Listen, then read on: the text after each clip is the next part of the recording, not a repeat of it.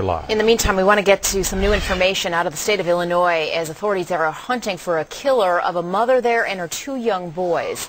The husband of this group, Chris Coleman, told police he was at home on Monday night. He usually works at night for a ministry, and then he went to the gym early the next morning. And from there, he called police and asked them to check on his family because when he called, nobody had answered at his home. Right now, we're waiting for autopsy results on the mother you see there, Sherry Coleman, and her two boys. They were found, neighbors say they were strangled, found inside their home that morning.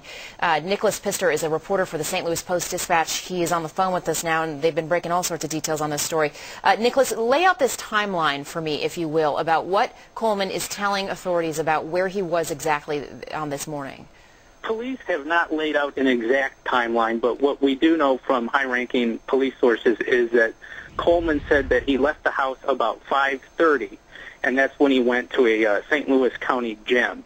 And then he had phoned police sometime before 7 o'clock asking them to check on the well-being of his family. And then the police then arrived, found the bodies. Coleman arrived shortly after police did. And they have been questioning him continually? Have they given any indication if they think potentially he could be involved? They questioned him for quite some time on Monday. He finally left after he had requested an attorney.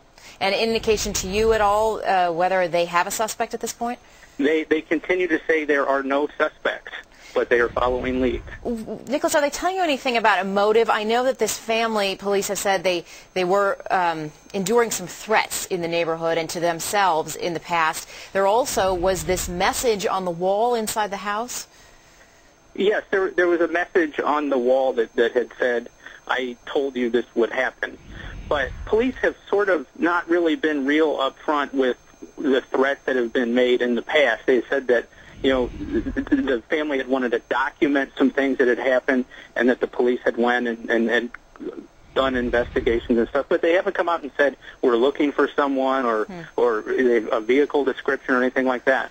And talk about these cameras too, surveillance cameras. We knew yesterday there was one at the entrance to the subdivision, but it sounds like there may have been more. There is a police surveillance camera at the entrance to the subdivision, which is the only entrance to the subdivision. And the father, Coleman, had some sort of surveillance camera business, and he did have cameras posted on the house, but we don't know if they were on or what they are telling police.